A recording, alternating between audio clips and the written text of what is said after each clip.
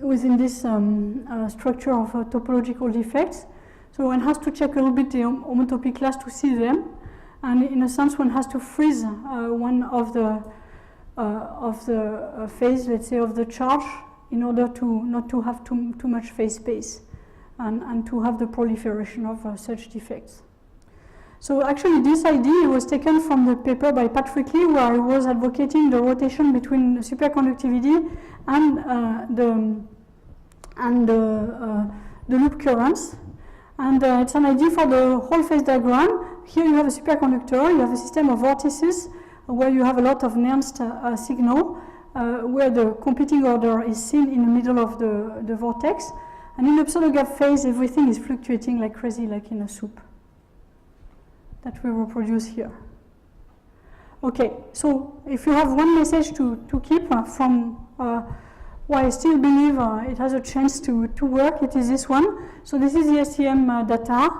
They remove 8 Tesla from 0 Tesla, and they see that there is a competing order, which is a charge modulations inside the vortex core.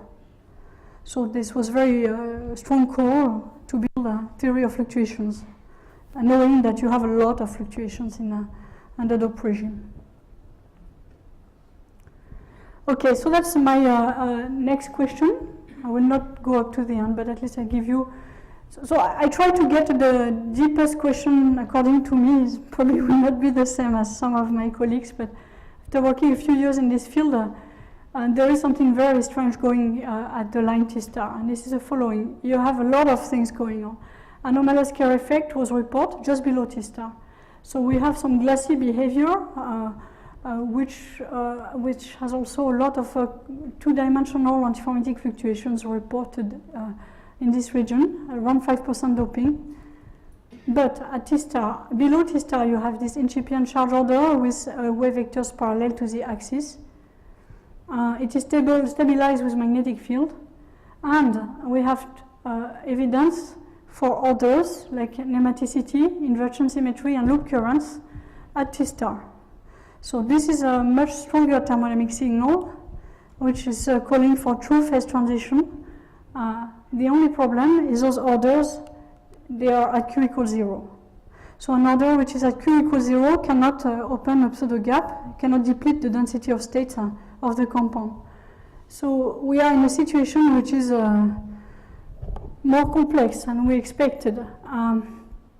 That there is indeed evidence for phase transition at T-star, but the orders which transit seems to form, they are opening at Q equals 0, so they cannot be responsible for the depletion of density of state in the antinodal region.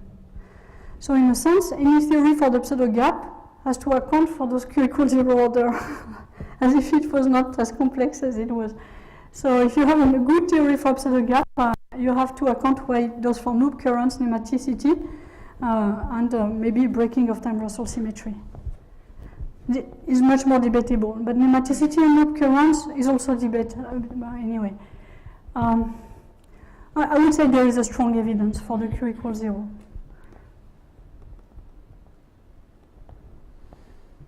I have quite 5 minutes or something. 10 minutes. 10 minutes. Okay. So then I will give you a hint of how I do account for that within the state of the theory as it is now. So the weakness, if you have a theory with an emergent symmetry, what is good with it is you have very nice effective field theory that you can compare with experiments as we did for the BT phase diagram. I mean, it's apart from Ginsburg-Landau, it's the only theory which could directly compare with the BT phase diagram. I mean, the weakness of it is we don't have some ab initio calculation like DMFT or strong numerics that would support such a theory. So far, there is none. So it might be that it's completely off the loop. On the other hand, it's the numerics. It gets all this strong coupling theory. It gets much longer before they can really reach. I mean, a direct comparison with experiments, which is strong. especially for the charge order. For example, to give you an example, no numerical technique has seen the charge order. Maybe one group in Sherbrooke with a very special technique. So nobody has seen it numerically. So is it a tip of the iceberg or is it deep? Anyway, so in order to go one step towards ab initio, what we took is a TJ model. Well, we neglect the double occupancy, so it's a strong, so it's a weak coupling theory, but we took the J here to be strong. So we engineered the strong coupling by hand, in a sense, to obtain what we want. So strong means why? It was strong enough to gap out the antinodal region, but not the whole Fermi surface. Namely, it would create a hot region instead of hot spots. So 4 hot regions over there. So it was it was a way to take our 8 hotspot model where we knew the symmetry is exact, and to try to generalize it when we have a true Fermi surface. So the way to go is to have a J big enough so that it gaps out the hot region over there. And if we do that, and we also keep when you decouple in the antiferromagnetic mode, we also kept the dynamic dependence of the mode. Then what we got is we got a lot of orders which were quasi-degenerate around the hotspots. The superconductivity and the charge sector with some vector QQ over there or Q0 parallel to the axis. So that was nice. So we kind of reproduced the fact that for the 8 hotspot model, the 2 sectors were degenerate. But it was valid only at the hotspot. Away from the hotspot, it was not. So we succeed to lift the degeneracy with a little bit of superconducting fluctuations. And then you see here the charge susceptibility. We get something which is very much like the experiments. Remember, it is D wave, so we have a Q equals 0, D wave, which is calling for nematicity. And the 2 charge orders are on the axis and not on the diagonal. So this is pretty good. So once we knew that, there was a similar finding in a group in Japan, actually, with, well, very similar. So the loop currents, the Q equals 0 order, what the best theories can do at the moment is to look whether the symmetries that create the opening of the pseudo gap, they are compatible with the symmetries of the loop currents. So I suppose they are around. They were predicted by Chandra Varma, which was one of the predictions in the QPret, which has been working. There's a few, but this is quite spectacular. And they have been observed by the group in LLB, in the CEA, by our colleagues. So most of the theories, they account for it. Like here you have a last paper by the group of Harvard, which is a fractionalized theory. So Subir Sachdev and collaborators, they believe the pseudo gap is fractionalized, like Phil Anderson. Like Patrick Lee, I don't know whether he believes in it anymore, but at least all these big guys, they believe the pseudo gap is fractionalized. So they succeed to find one symmetry which was valid for having the bond, the loop currents, which loop currents, they go, I mean, okay, they didn't put the oxygen, but if you look on the copper, they go like that. So in the case of SU2 symmetry, it's interesting to understand, to go back to the what is a pair density wave, and this was done by Atterberg in 2015. If you have a pair density wave, you can also create another parameter which will open a loop current, which will be compatible with the symmetries of the loop current as a precursor of the pseudo gap. So the SU2 symmetry has the same symmetries as this pair density wave, and it is a pair density wave in the supersolid region. So, okay, so that's my last question. So this one is even more phenomenological than the other ones for the cuprates. But I believe maybe at the end it will be the one who will completely distinguish the theories. So is the pseudo gap symmetric in the antinodal region? It's kind of a simple question. And I say that because most of the DMFT studies I know that I've seen, which are kind of fantastic, but they have one thing in common, is that when they calculate the pseudo gap, it's completely asymmetric. You see, and this is much bigger here than there. So in omega negative and positive, it's completely asymmetric. Here is for T less than Tc, you see that the superconducting gap is symmetric as it should be. So the gap they obtain is very asymmetric. You get things like that when you're extremely close to mode transition. Now, if you do STM above 5% doping, they never observed anything like that. So you see an asymmetry in the slope, and this is due to Coulomb interaction. We understand what it is. And this little kink here is exactly at the same, this is pseudo gap in blue, it's exactly at the same place. Here a superconducting gap. In ARPES, it's another story. They claim that it will be asymmetric between negative and positive, but ARPES is very, very bad for positive energies. So it's an open question. Theories with fluctuations, like the one with SU2 symmetry, protected by SU2 symmetry, or phase fluctuations will give a symmetric opening. Because what you get is some kind of pairs which are fluctuating, so the opening of the gap will be the same as if you had a superconductor, roughly speaking.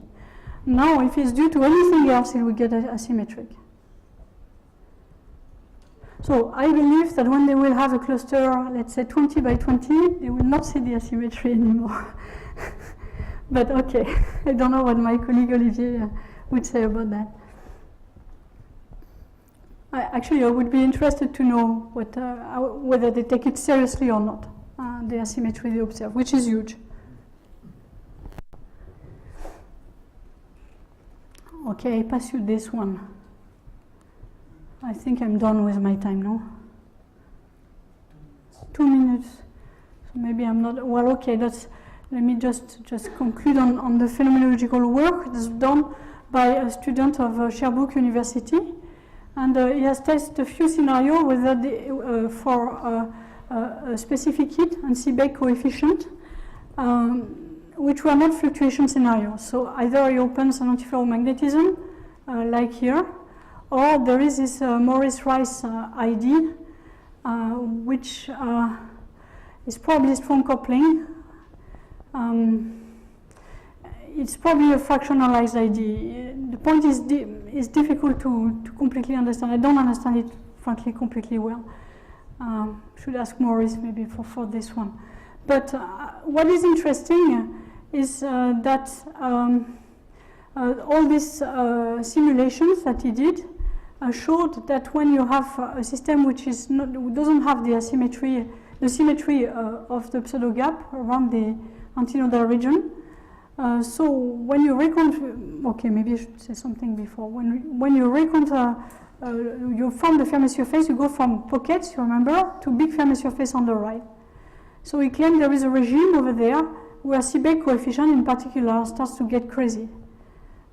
So whether this is observable, whether they can get clean enough compound to observe that, but so far it's not been seen. It's seen something much more smooth over this region. And within a theory where the pseudo gap is symmetric, it will be smoother.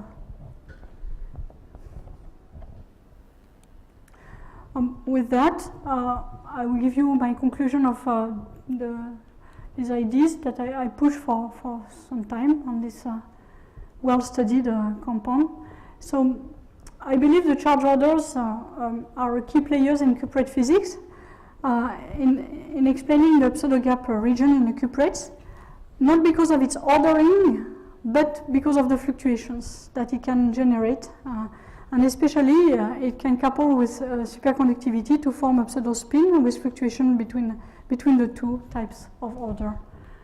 There are some predictions for this model with a local structure, skyrmions, and there is prediction for this type of theories, which we are working on at the moment with Corentin within the room, which is that those theories, all of them produce a collective mode, like in high energy or for all the physics of symmetries in high energy. You have a boson which is associated to this SU2 theory, and the boson is a charge 2 and spin 0, and it should be observable by a few spectroscopic tools, in particular RIX, if we